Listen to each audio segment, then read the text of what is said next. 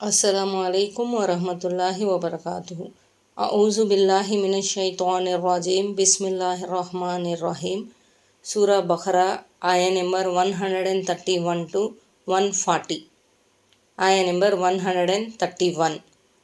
ఆత్మ సమర్పణ చేసుకో అని అతని ప్రభువు అతన్ని ఆదేశించినప్పుడల్లా సకల లోకాల ప్రభువు సమక్షంలో నన్ను నేను సమర్పించుకున్నాను అని అతను సమాధానం ఇచ్చాడు. మరి ఇబ్రాహీం అలైహిస్సలాంకు అంతటి ఔన్నత్యం ఎందుకు లభించింది అన్న ప్రశ్న ఇక్కడ ఉత్పన్నం కావచ్చు. అసలు విషయం ఏమిటంటే, దైవ ఆజ్ఞ పాలనలో ఆయన నిరుపమానమైన విధేయతను చూపారు. ఎన్ని విధాలుగా పరీక్షించినా నెగ్గుకు వచ్చారు. ఆయా నెంబర్ 132. ఈ ఉపదేశమే ఇబ్రాహీం మరియు యాకూబ్ తమ సంతానానికి చేశారు. వారిలా అన్నారు: నా బిడ్డలారా, అల్లా మీకోసం ఈ విధేయతా ధర్మాన్నే ఇష్టపడ్డాడు కనుక మీరు ముస్లింలుగా తప్ప మరణించకూడదు సుమా. దైవ ప్రవక్తలైన ఇబ్రాహీం, యాకూబ్లు ఇరువురు తమ సంతానానికి అద్దీన్ గురించి వసియతు చేశారు. ఆ అద్దీన్ అనేది ఇస్లాం మాత్రమే గాని యూద మతం కాదు. పై వాక్యాల ద్వారా ఈ విషయమే బోధపడుతున్నది. దివ్య ఖురాన్లోని ఇతర చోట్ల కూడా పదే పదే ఈ విషయం పునరావృతం అవుతూ ఉంది. ఆయా నెంబర్ 133. ఏమిటి? యాకూబ్ మరణ ఘడియల్లో ఉన్నప్పుడు మీరక్కడ ఉన్నారా? ఆ సమయంలో ఆయన తన సంతానాన్ని ఉద్దేశించి, నా తదనంతరం మీరు దేనిని ఆరాధిస్తారు అని అడిగాడు.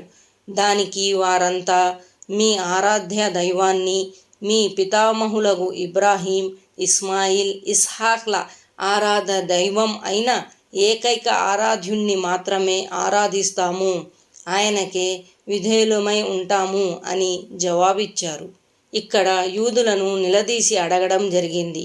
మీ పెద్దలకు ఇబ్రాహీం, యాకూబ్లు తమ సంతానానికి యూదత్వంపై స్థిరంగా ఉండమని తాకీదు చేసినట్లు మీరు చెబుతున్నారు కదా, ఆ సమయంలో మీరు అక్కడ ఉన్నారా? దానికి వారు అవునని అంటే అది అన్నిటికన్నా పెద్ద అబద్ధంగా, అపనిందగా భావించబడుతుంది. ఒకవేళ వారు లేదు అని అన్నారనుకోండి, అట్టి పరిస్థితుల్లో వారు చెబుతున్నది నిజం కాదని అనుకోవాలి. ఎందుకంటే ఆ మహనీయులు తాకీదు చేసింది యూదత్వం గురించో, క్రైస్తవం గురించో, బహుదైవత్వం గురించో కాదు. వారు తాకీదు చేసింది ఇస్లాం గురించి మాత్రమే. ఆ మాటకు వస్తే ప్రవక్తలందరి ధర్మం కూడా ఇస్లామే. వారు అందజేసిన షరియతులో, ఆచరణా విధానంలో పాక్షికంగా తేడాలున్నప్పటికీ మౌలికంగా వారు ఆచరించి చూపిన జీవన ధర్మం మాత్రం ఒక్కటే, అదే ఇస్లాం. అదే దైవ విధేయత విధానం. ఈ విషయాన్నే మహనీయ ముహమ్మద్ సల్లల్లాహు అలైహి వసల్లం ఈ విధంగా ప్రవచించారు: ప్రవక్తల సమూహం సవతి సంతానం వంటిది. వారి తల్లులు వేరు, కానీ వారి ధర్మం మాత్రం ఒక్కటే. సహీ బుఖారీ హదీస్లోనిది. ఆయా నెంబర్ 134. అది గతించిన ఒక సమూహం. వారు చేసుకున్నది వారికి చెందుతుంది, మీరు చేసేది మీకు చెందుతుంది. వారి కర్మల గురించి మీరు ప్రశ్నించబడరు. ఇది కూడా యూదులకే వర్తిస్తుంది. మీ పూర్వీకుల్లోని ప్రవక్తల, మహనీయుల ఘనకార్యాలను చెప్పుకొని మురిసిపోవడం వల్ల ప్రయోజనం ఏమీ లేదు. వారు చేసుకున్న పుణ్యకార్యాల పుణ్యఫలం వారికే లభిస్తుంది, మీకు మాత్రం లభించదు. మీకు మాత్రం మీరు సంపాదించుకున్నదే లభిస్తుంది. దీన్ని బట్టి స్పష్టమయ్యేది ఏమిటి అంటే, తాత ముత్తాతల సత్కర్మలను తలచుకొని వాటి ఆశ్రయం పొందచూడడం సరైనది కాదు. విశ్వాసం, సత్కార్యాలు ఇవి రెండు చాలా ముఖ్యం. వెనుకటి పుణ్యపురుషుల మూలధనం కూడా ఈ రెండు వస్తువులే. ప్రళయ దినం వరకు రాబోయే తరాల మోక్షం కూడా ఈ రెండిటితోనే ముడిపడి ఉంది. ఆయా నెంబర్ 135. మీరు యూదులుగానో క్రైస్తవులుగానో మారిపోతే సన్మార్గం పొందగలరని వారు అంటారు. ఓ ముహమ్మద్ ప్రవక్త, మీరు వారికి స్పష్టంగా చెప్పండి, కాదు, ఇబ్రాహీం ధర్మాన్ని అనుసరించే వారే సన్మార్గంపై ఉన్నారు. ఇబ్రాహీం స్వచ్ఛమైన ఏకదైవారాధకుడు, అతను బహుదైవోపాసకుడు కాదు. యూదులు యూదత్వాన్ని స్వీకరించమని, క్రైస్తవులు క్రైస్తవాన్ని పుచ్చుకోమని ముస్లింలకు పిలుపు ఇస్తున్నారు. సన్మార్గం తమ తమ మతాలలోనే ఉందని వారంటున్నారు. అయితే సన్మార్గం ఇబ్రాహీం విధానాన్ని అనుసరించిన వారికే లభిస్తుందని, ఇబ్రాహీం ఏమాత్రం కల్తీ లేని ఏక దైవారాధకుడని గ్రంథవహులకు స్పష్టం చేయబడింది. ఇబ్రాహీం బహుదైవోపాసకుడు కాడు. కానీ యూదత్వంలో క్రైస్తవంలో షిర్క్ సమ్మిళితం అయి ఉంది. హెచ్చరిక: ఇప్పుడు ముస్లింలలో సైతం షిర్క్ ధోరణులు పొడసూపుతున్నాయి.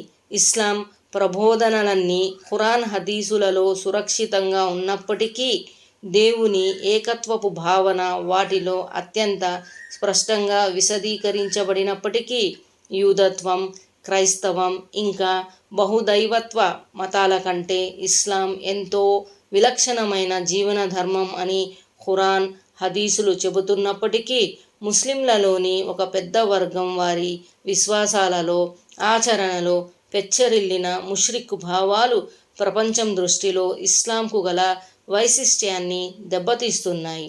ఎందుకంటే అన్యమతాల వారు అందరూ నేరుగా ఖురాన్ హదీసులను తరచి చూసి ఇస్లాం అంటే ఇది అన్న నిర్ణయానికి రాలేరు. వారు మాత్రం ఒక్క చూపులో ముస్లింల ఆచరణలను చూసి ఓహో, ఇస్లాం ధర్మం బోధించేది ఇదేనేమో అని అనుకుంటారు. ఆయ నెంబర్ 136. ముస్లింలారా, మీరు ఇలా ప్రకటించండి: మేము అల్లాను విశ్వసించాము. మాపై అవతరింపజేయబడిన దానిని, ఇబ్రాహీం, ఇస్మాయిల్, ఇస్హాక్, యాకూబ్ మరియు వారి సంతతిపై అవతరింపచేయబడిన దానిని, మూసా, ఈసా ప్రవక్తలకు వారి ప్రభువు తరపున వసగబడిన దానిని కూడా మేము విశ్వసించాము. మేము వారిలో ఎవరి మధ్య కూడా ఎలాంటి విచక్షణను పాటించము. మేము ఆయనకే విధేయులము.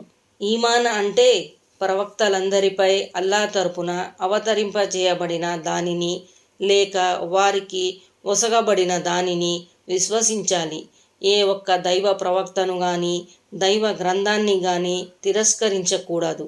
ఏదో ఒక గ్రంథాన్ని, ఎవరో ఒక ప్రవక్తను విశ్వసించటం, మిగిలిన గ్రంథాలను లేక ప్రవక్తలను విశ్వసించ నిరాకరించటం అంటే ప్రవక్తల మధ్య భేదాన్ని పాటించటమే. ఈ భేదభావాన్ని ఇస్లాం సమ్మతించదు. కాకపోతే ఇప్పుడు ఆచరించవలసింది ఖురాన్ ప్రకారమే. వెనుకటి గ్రంథాలలో ఉన్న విషయాలను అవలంబించకూడదు. ఎందుకంటే ఇప్పుడు అవి అసలు స్థితిలో లేవు. అవి మార్పులకు లోనయ్యాయి. దివ్య ఖురాన్ అవతరించిన తరువాత వాటిలోని ఆదేశాలు, ఉపదేశాలు అన్నీ వాటి అంతట అవే రద్దయిపోతాయి. ఆయ నెంబర్ 137. ఒకవేళ వారు మీరు విశ్వసించినట్లే విశ్వసిస్తే సన్మార్గం పొందగలరు. విముఖత గనక చూపితే వారు వైరభావానికి లోనై ఉన్నారన్నది స్పష్టం. వారి బారి నుండి రక్షించటానికి నీకు అల్లా చాలు. ఆయన అంతా వినేవాడు, అన్నీ తెలిసినవాడు. ప్రవక్త ప్రియ సహచరులు కూడా ఇందులో పేర్కొనబడిన విధంగానే విశ్వసించారు. అందుచేతనే ప్రియ సహచరుల ఉదాహరణ ఇస్తూ, ప్రవక్త సహచరులారా, ఒకవేళ వారు కూడా మీరు విశ్వసించినట్లే విశ్వసిస్తే ముమ్మాటికి వారు సన్మార్గాన ఉంటారు.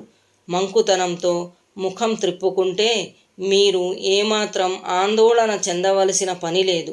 వారి కుట్రలు, కుయుక్తులు మిమ్మల్ని ఏమీ చేయలేవు. ఎందుకంటే అల్లా మీకు అండగా ఉన్నాడు. అదే జరిగింది కూడా. కొన్ని సంవత్సరాలలోనే ఈ వాగ్దానం నెరవేరింది. బను ఖైన్ఖా, బను నజీర్ మదీనా నగరం నుంచి బహిష్కరించబడ్డారు. బను ఖురైజా వధించబడ్డారు. హజరత్ ఉస్మాన్ రజియల్లా తాలా అన్హు అమరగతి నొందినప్పుడు ఒక పలక ఆయన ఒడిలో ఉండటం కనిపించిందని, దానిపై ఈ ఆయతులోని ఫయస్ఫీకముల్లాహ్ అని రాసి ఉన్న చోటే ఆయన గారి రక్తపు బిందువులు కారిపడినట్లు చారిత్రక ఉల్లేఖనాల ఆధారంగా తెలుస్తున్నది. ఈ ఖురాన్ ప్రతి అంటే ముసఫ్ నేటికి టర్కీ దేశంలో ఉందని చెబుతారు. ఆయా నెంబర్ 138. అల్లా రంగును స్వీకరించండి. అల్లా రంగు కన్నా మంచి రంగు ఎవరిది కాగలదు. మేము మాత్రం ఆయన్ని ఆరాధిస్తాము. క్రైస్తవులు పసుపు పచ్చని రంగు గల నీరును ప్రత్యేకించుకున్నారు. దాన్ని వారు క్రైస్తవ పిల్లలకు ఇస్తారు. క్రైస్తవం అంటే బాప్తిజం పుచ్చుకోదలచిన వారందరికీ ఇది ఇవ్వబడుతుంది. దీన్నే వారు బాప్తిజం పుచ్చుకోవటం అని అంటారు. ఈ ఆచారం వారి దృష్టిలో చాలా ముఖ్యమైనది. బాప్తిజం పుచ్చుకోని వారిని వారు పరిశుద్ధులుగా భావించరు. అల్లా వారి ఈ పోకడను ఖండిస్తూ అసలు రంగు అల్లాదేనని, అల్లా రంగును మించినది వేరొకటి లేదని చెప్పాడు. అల్లా రంగు అంటే భావం సహజ ధర్మం. సహజ ధర్మం ఇస్లాం మాత్రమే. ప్రవక్తలందరూ తమ తమ కాలాల్లో తమ జాతి ప్రజలను ఈ ధర్మం వైపునకే పిలిచారు. అంటే దేవుని ఏకత్వం వైపుకు మానవాళిని ఆహ్వానించారు. ఆయా నెంబర్ 139. వారితో చెప్పు, ఏమిటి? మాకు ప్రభువు మీకు ప్రభువు అయిన అల్లా విషయంలో మీరు మాతో వాదులాడుతారా? మా ఆచరణలు మాకు, మీ ఆచరణలు మీకు. మేము ఆయనకే అంకితం అయ్యాము. ఒక్కడైన అల్లాను ఆరాధించే వారం మేము. ఆయన కోసమే మేము మా దాస్యాన్ని ప్రత్యేకించుకున్నాము. ఆయన చేయమన్న వాటిని చేస్తున్నాము, చేయరాదన్న వాటి జోలికి పోకుండా ఉంటున్నాము. మీరు అందుకోసం మాతో తగులాటకు దిగుతున్నారా? వాస్తవానికి ఆయన మాకు ప్రభువే, మీకు ప్రభువే.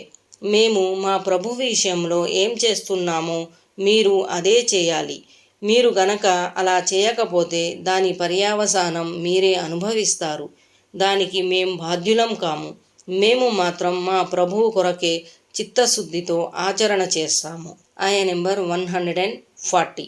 ఇబ్రాహీం, ఇస్మాయిల్, ఇస్హాక్, యాకూబ్ మరియు వారి సంతానం యూదులుగానో క్రైస్తవులుగానో ఉన్నారని మీరు అంటున్నారా? ఏమిటి? మీకు ఎక్కువ తెలుసా లేక అల్లాకు ఎక్కువ తెలుసా అని వారిని అడుగు. అల్లా అప్పగించిన సాక్ష్యాన్ని దాచిపెట్టే వానికన్నా ఎక్కువ అన్యాయస్తుడు ఎవడు కాగలడు?